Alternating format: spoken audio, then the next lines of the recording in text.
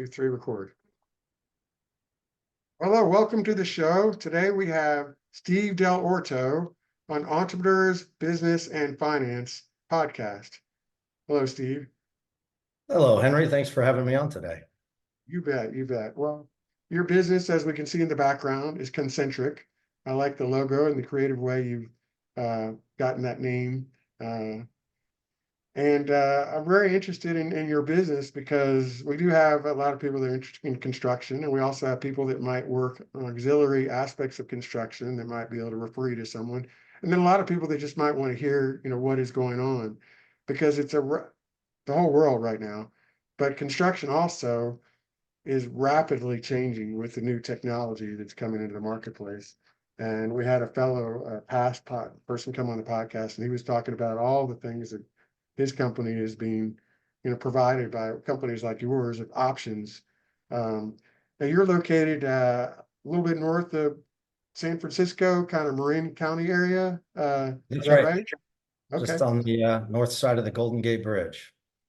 And your marketplace is really worldwide because you have no limitations. Currently, US, which is a big enough market, although, hey, international will be good too. We're going to be getting there pretty soon. So, yep, the world is our oyster, as they say.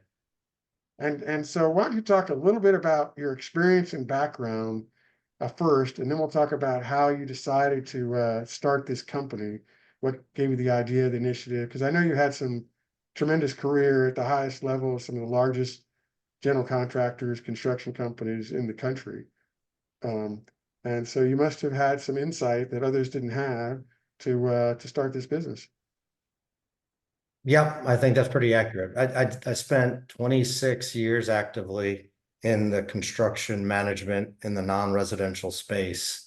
So airports, hospitals, multifamily apartment buildings, everything of that sort.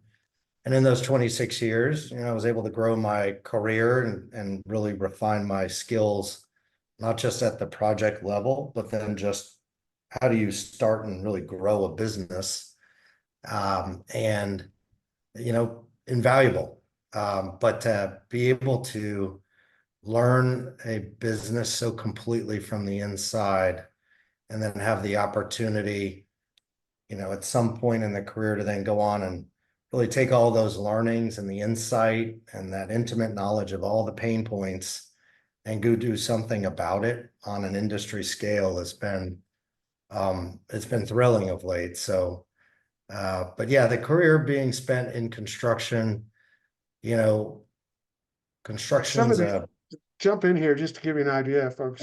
Some of the projects that you've done, and I'm reading from your bio, but Golden State Warriors Arena and Development, Salesforce Tower, Facebook San Francisco Tower, Seattle Convention Center expansion, Manchester Grand Hyatt, LA County Museum art expansion, and on and on. So part of the perspective here is these are not simple, apartment rehab, or not that that's always that simple, but we had our house remodeled recently. It's not a remodeling a house. These are very complicated projects. So there's a lot more that goes into it, and hence the need for ConCntric.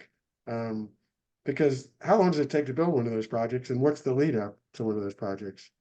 Yeah, on average, any of these projects are taking anywhere from 20 months to 3 years to actually build.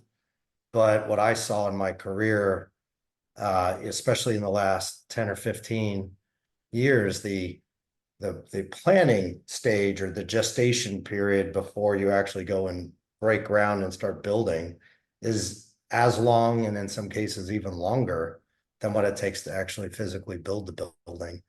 And your analogy to remodeling a house is one that I would commonly use for anybody who hasn't really spent time in the industry.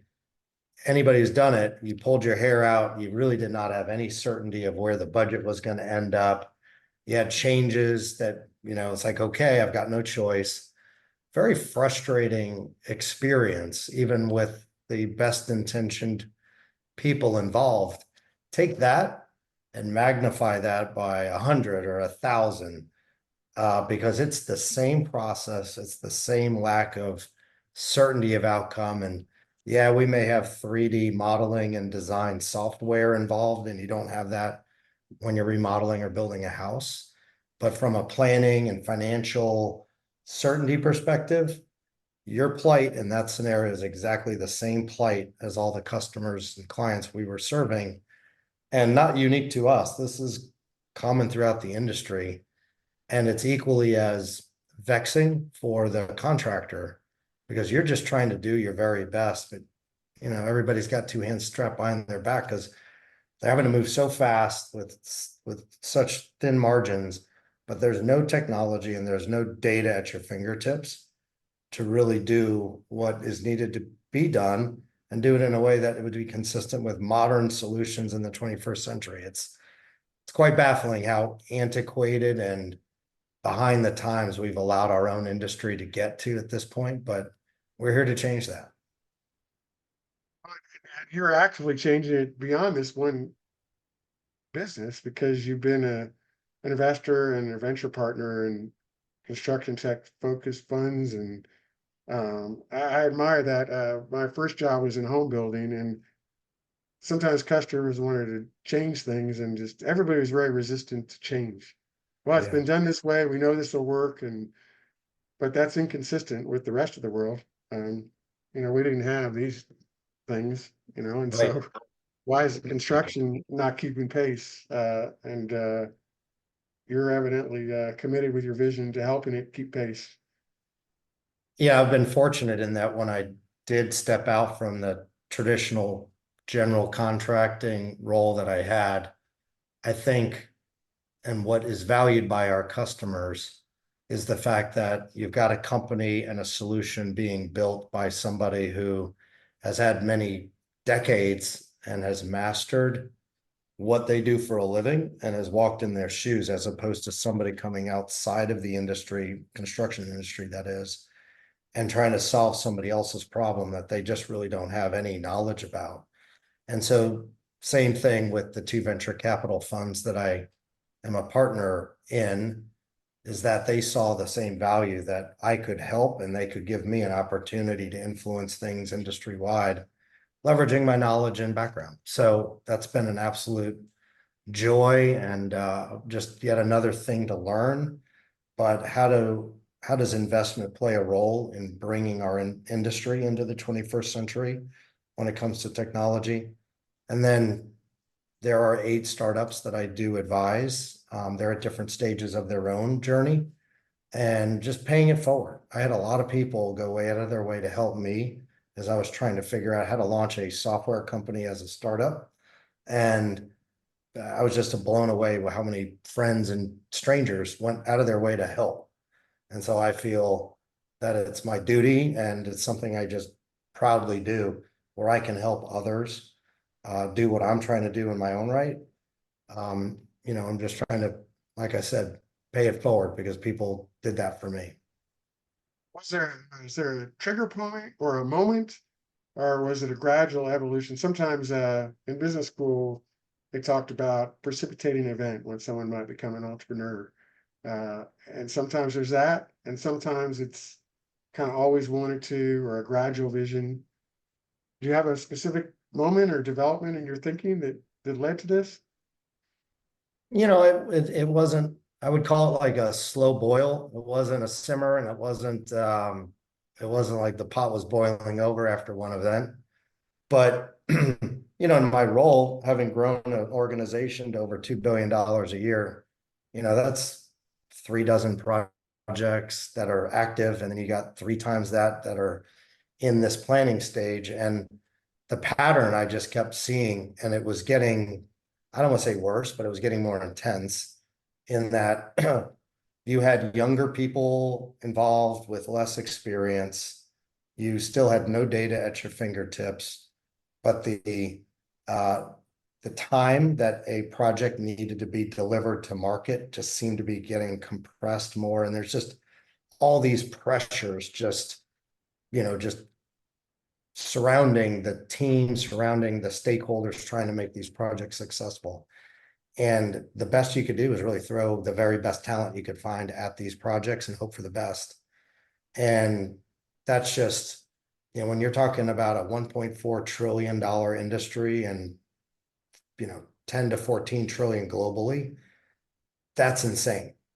And I just got tired of being on an airplane fighting more wildfires than I need to be fighting at the time, when I knew that all of that could be cured if the table was set for success from the beginning, because all the issues that people were struggling with, those issues manifested themselves early on. They just didn't realize it.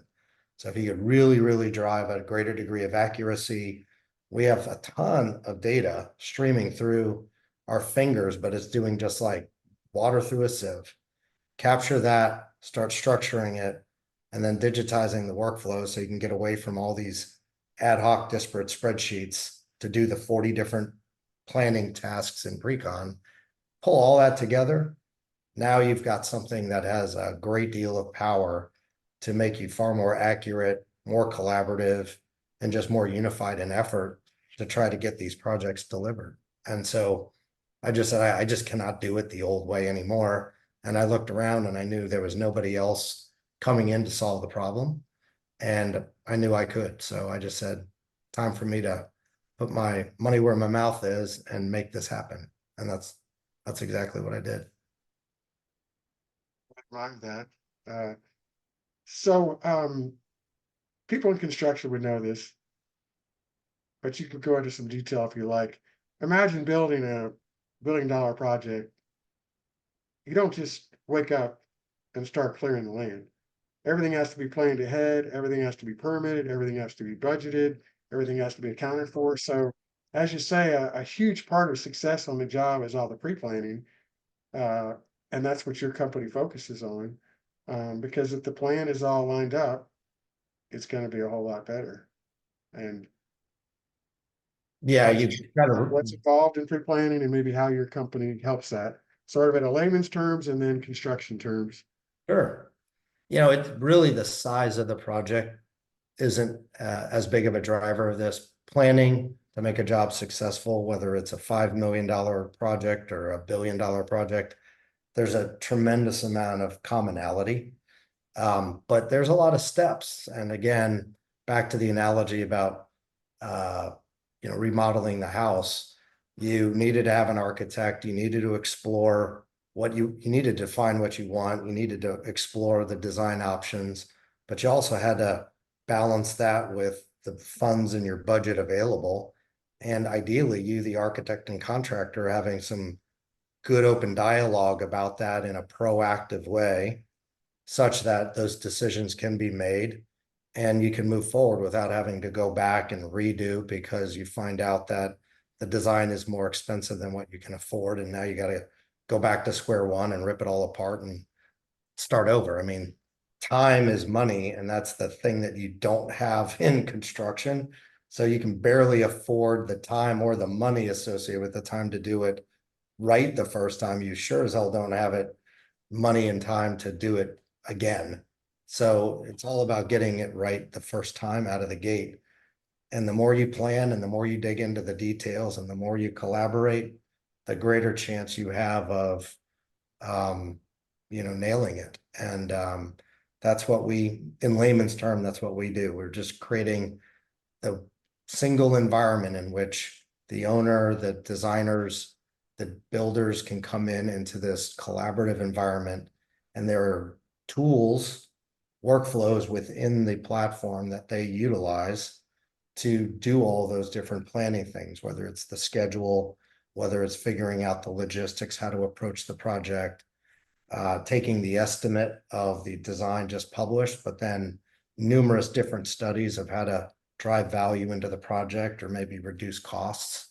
All of that is in one place. And the beauty of that is these tools all complement each other. These aren't mutually exclusive efforts. And if you can get the data, in the platform, if you can have the data flow from one to the next, you can leverage old data to inform the current project. Then you have a lot of data that can help forecast the future. So you can't do that with, a bunch of different point solutions or apps or different spreadsheets tied together with band-aids and baling wire. You need to have a more sophisticated technology-driven backbone to support all of that. So that is what we do. That's helpful too, because I guess you're right. And I know you are because you're an expert. But of course, $5 million building, $5 billion building, steps are going to be similar. And all these same tools are going to be just as important to the owner or principal and vice presidents, whatever that supervisor of that small, relatively small building compared to this monolithic size building. And your product can help in both accounts. Yep. And so, what would be steps of your clients? How does it all get started? Um, they hear about this, they watch this, they hear about you from a friend, from some of your connections, and they reach out. What, there's a phone number, email, contact page, and then what happens? Well, we introduced them to the platform, and while the platform is big and has a lot of horsepower with the 13 different solutions we've built to date, it's very intuitive and on purpose.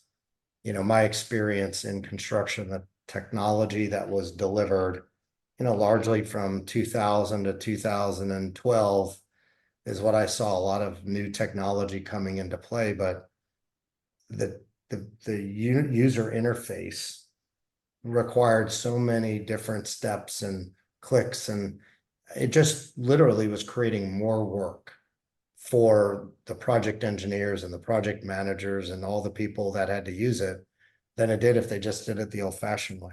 So that's just a recipe that does not work. Technology needs to be taking load off of people and reducing and eliminating the mundane steps and freeing the human up to do what the human does best with relationships and planning and creating.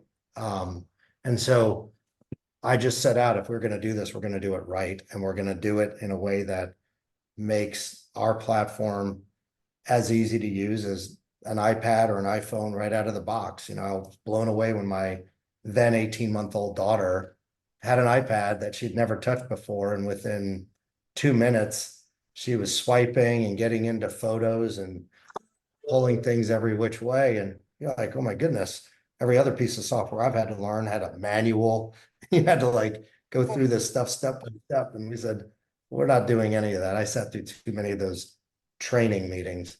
So the way that you engage with our team, we introduce you to the platform, and we've done it in as little as a day or two of like a couple of 1-hour meetings, and then they're off and running.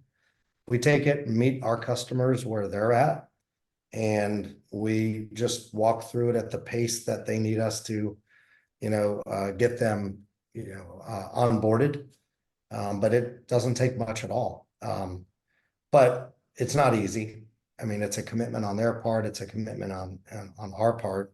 But we come together in a very organized manner, and before you know it, you're up and running with new projects. And then we can also help bring in the old data into our platform, so that way you can have a more enriched view of the current project leveraging your old data. But it's pretty straightforward and simple. And the best way to connect with us is through our website at ConCntric.com.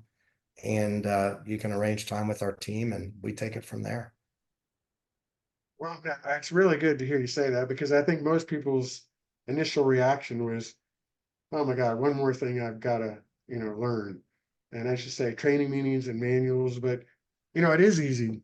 It is intuitive to swipe and do things on the iPad. And we do have software that are easy. And if you're doing all the same stuff anyhow, and if a relatively short period of time, it can be much, much easier, then of course you should go down that path. And um, that's it's nice to hear your focus on that, because I can't think of anything more important than getting someone, to move forward. Is this isn't a year-long training session, you know.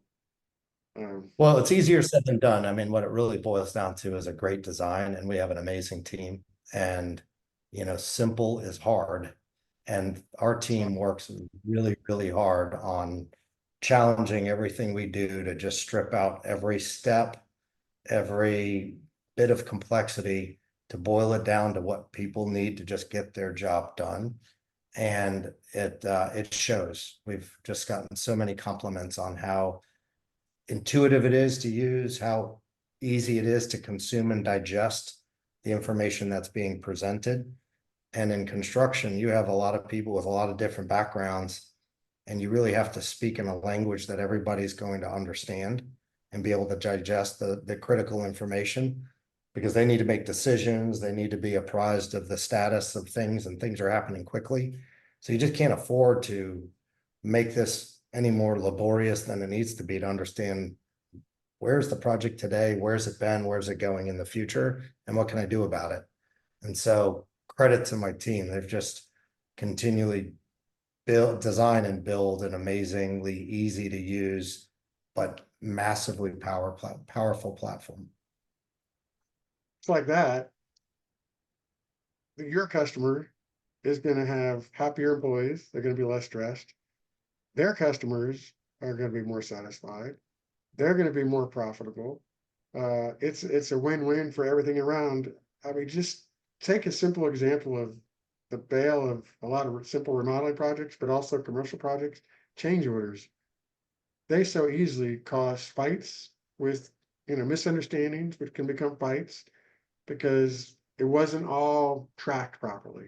And there's a misunderstanding. Something was done, and now the client doesn't think they should pay for it, or they felt like they weren't given proper notice, or vice versa. And no contractor wants that because everybody's, at odds. Or it's, the contractor and the subcontractor that are arguing because it wasn't communicating properly. So if I were just to look at the schedule, say if they just get their eliminating problems on change orders, it'd be well worth it without all even the other stuff. And it does 100 times more than that. Yeah, I mean, there's a direct relationship with the level and depth in which you go into the planning of a project, all people included, owner, the designer, the builder, and change orders. If you do no planning, you don't do anything to really control the quality of the process, then you're going to have documents and designs out there that people are trying to build off of with big errors, omissions, and gaps. And then you have change orders. So the best way to affect the trust and transparency and the relationship on the job, which gets tested and frayed over change orders and issues of dispute, is like solve it at the root cause. And the root cause is plan better, deeper, and you'll find those things virtually or before they occur. When it happens in construction, that's the most expensive time to try to solve the problem. You have people standing around, you've got to retrofit something, you're sacrificing the quality of the design, of the functionality of the asset, you name it. The more you can do up front pays dividends in the future. That seems to be a really good area to wrap up. Unless there's something else that you want to talk about, we can talk about if your daughter is now, 10 years older, 20 years older, and still using computers, probably better than us. I don't know. Maybe not. You're in the business, so. My daughter, I have two fantastic, amazing daughters, and the oldest one is about to ship off for college. So yeah, that 18-month-old that was swiping the iPad is now going to be starting her life as a college student. So very proud of them both. Yeah, new stage in life for her and me. Well, and I know you'll be sad to see her, go in one respect and proud in another respect.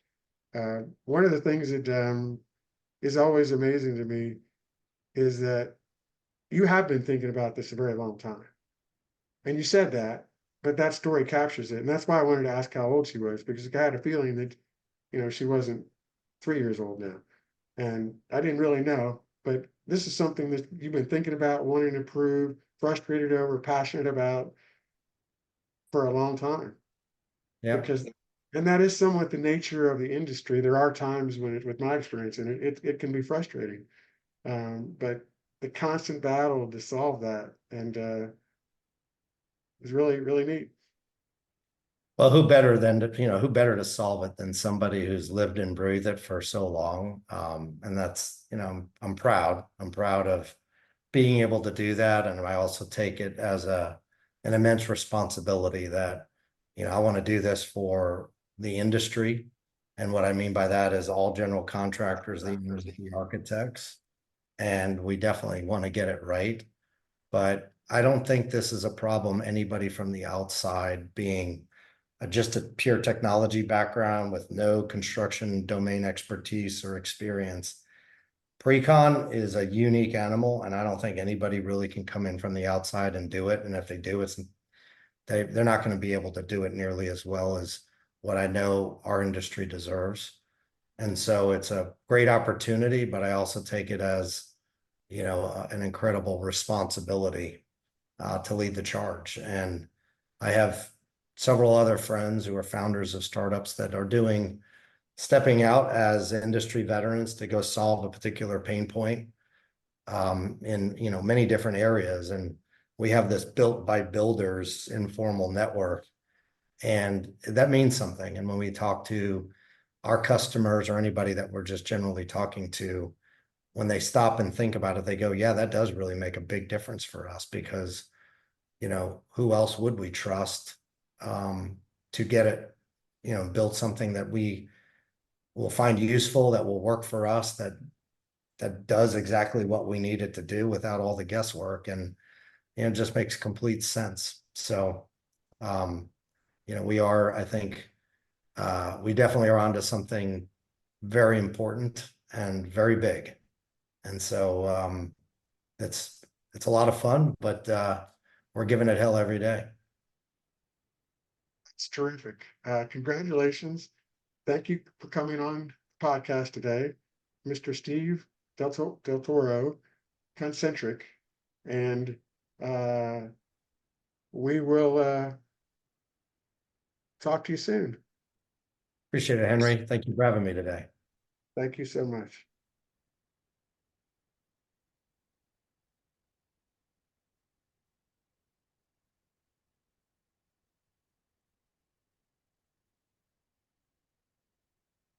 You're still recording, but we'll delete this part. Here we go. Okay.